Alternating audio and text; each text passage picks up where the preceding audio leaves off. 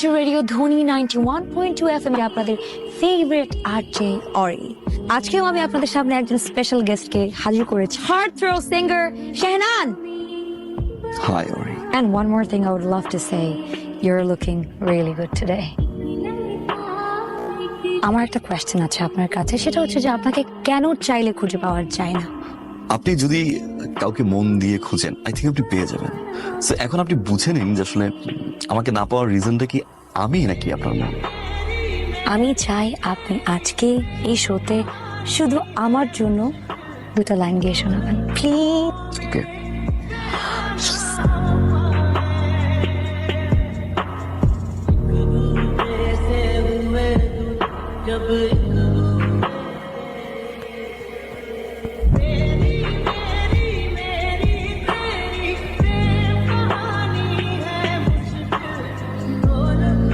Wait, let me clear this out. আমি actually তোমার phone থেকে অনেক আগেই তোমার মার নাম্বার চুরি করেছিলাম। এরপর থেকে আন্টির সাথে আমার রেগুলারই কথা হয় এবং আমাদের মধ্যে খুব ভালো রিলেশন বিল্ড আপ হয়ে গেছে। এই আন্টিকে বলেছি যে এই ব্যাপারে তোমাকে কোনো কিছু না বলতে, যাতে আজকে তোমার বার্থডেতে আমরা একসাথে সারপ্রাইজ দিতে পারি। সবকিছু কিন্তু ওই করেছে। Okay okay. Hello listener, welcome to radio Dhoni 91.2 FM। আপনাদের সবার সাথে আমি আছি, আপনাদের সবার প্রিয় আরজে অরি। আপনারা এখন চাইলে আমাকে টেক্সট করতে চাইলে টেক্সট করতে পারেন, ফোন দিতে চাইলে ফোন দিতে আস্তে খা, এটা এমন কি? So what? আরে তুই বুঝতেছিস না, তুই কেমনে বুঝবি? তুই বুঝতেছিস আমার অবস্থাটা?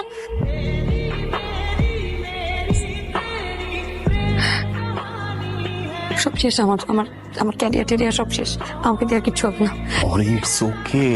Just a mistake, Ori. তোমার ঠিক এই জায়গা থেকে ফাইট ব্যাক করে দেন হচ্ছে তোমাকে বেস্ট আরজে হতে হবে, Ori. It's fine. It's not fine, it's not fine. You don't understand. প্রত্যেকটা আর্জের লাইফে ড্রিম থাকে এইখানে যাওয়ার, বিগ প্লেস, ইউ নো। পরে বুঝবো, তুমি প্লিজ আমাকে একটু একা থাকতে দাও, আমি সব কথা তোমার পরে শুনো, শেহনান প্লিজ একটু একা থাকো।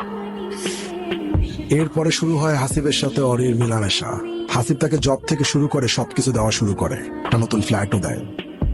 ভাই আমি একটু আসি, হ্যাঁ একটু একটু ওয়েট করুন, আমি আসছি। হ্যাঁ বলো, কি করো? একটু বের হবো। কোথায় আছো? বাসা চেঞ্জ করতেছি তো, নতুন বাসায় উঠবো, ওখানে একটু কাজ আছে। বাসা চেঞ্জ করছো? হ্যাঁ বাবু, তোমাকে তো বলা হয় নাই, বাসা চেঞ্জ করতেছি বুঝছো। Okay okay, bye bye. This is my bedroom. এত ফার্নিচার? ও, এটা তো ফার্নিশড বাসা। সরি, আমি তোমাকে বলি নাই। রেন্ট কিরকম? 50,000। 3,000। চলো কি বাসা নাইস, আমি নাইস না? রেকর্ডিং আছে, এই কথা কো। নাও না না ব্রাদার, হচ্ছে না, এভাবে একটু ট্রাই করেন। 10 গো।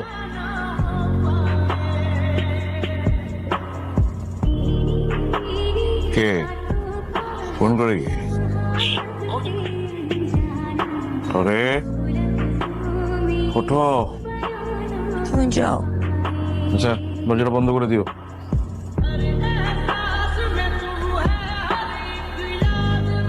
হাই, গেট খোলা যে? ও, বুয়া আসছিল, বুয়া আমার খুলে চলে গেছে। ফোন দিচ্ছি, ফোন করছো না। কালকে রাতে ঘুমাই গেছিলাম, একটু টায়ার্ড ছিলাম। যাকে ভালোবাসি সে যদি হঠাৎ করে ইগনোর করে, তার চেঞ্জটা না, you know, it hurts. I mean it hurt. Not listen to me না, ইউ লাভ মি রাইট? না, তুমি আমাকে সন্দেহ করতেছো? আরে 45,000 টাকার স্যালারি, তুমি 50,000 টাকা বাসা ভাড়া কিভাবে দাও?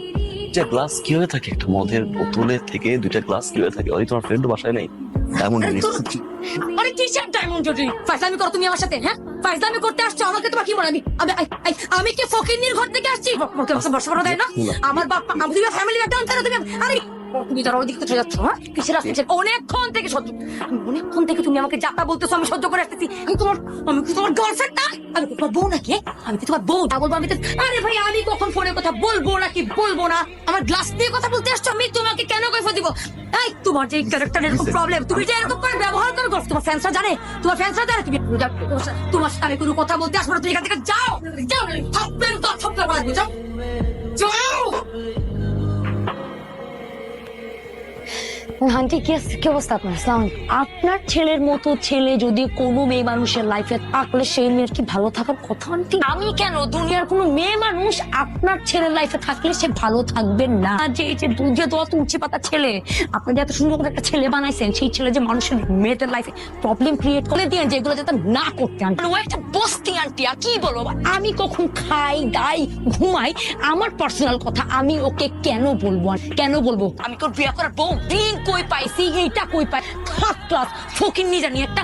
ওকে আমার লাইফে আমার পার্সোনাল কোয়েশ্চেন জিজ্ঞেস আপনি ওকে ভালো করে বুঝিয়ে দিয়েন যে ওর মতো একটা ফকিন্নি থার্ড ক্লাসের সাথে আমি থাকবো না, বিকজ আমার অনেক মেন্টালি টর্চ। আন্টি আমি কিন্তু বলে দিলাম, আমি কিন্তু পুলিশ ডাকায় ওর মান সম্মান ওর ক্যারিয়ার আমি সবকিছু কিন্তু নষ্ট করে দেখবো। সব ঠিক হয়ে যাবে, ও তো এমন ছেলে না। মানে রাখবো না প্লিজ, আপনি একটু সাবধান করে দিন ওকে। হ্যাঁ রাতে খেয়ে আসছি আমি, আর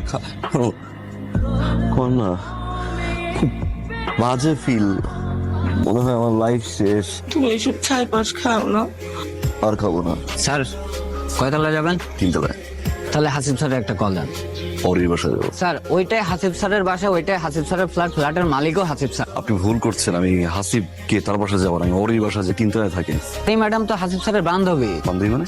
স্যার বান্ধবী মানে বান্ধবী, বোঝেন না? বড় লোকদের ব্যাপার সেবার। কিছুদিন আগে একটা বান্ধবী ছিল, রাত্রে মদ খেয়ে মারামারি করে চলে গেছে। আর কয়েকদিন আগে অরি ম্যাডাম আসছে। এখন অরি ম্যাডামই থাকে, মাঝে মধ্যে হাসিব স্যার 2-1 রাত থাকে, তারপর আবার চলে যায়।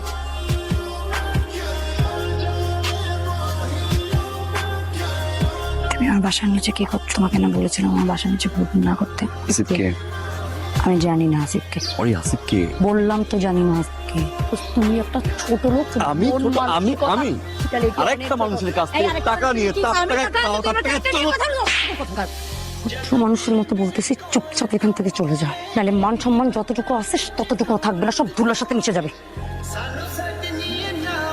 হ্যালো শুনেন, ছেলে জন্ম দেওয়ার পরেই খালি মায়েদের কাজ শেষ হয়ে যায় না, বুঝছেন?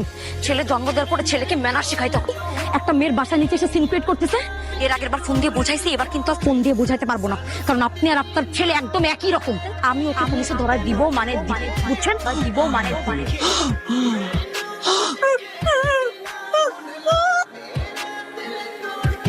অনেক ভালোবাসছিলাম আমি, না আমি বুঝাতে পারতেছিলাম, আমি পাগলের মতো হয়ে গেছি। কোন খুশ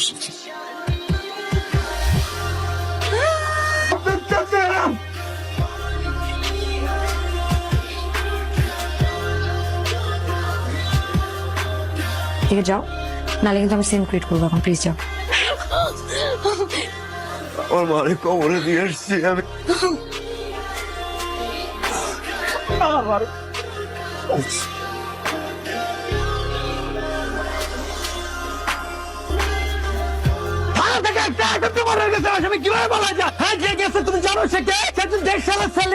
মিডিয়ার কানে যদি এটা যায় কি হবে জানো?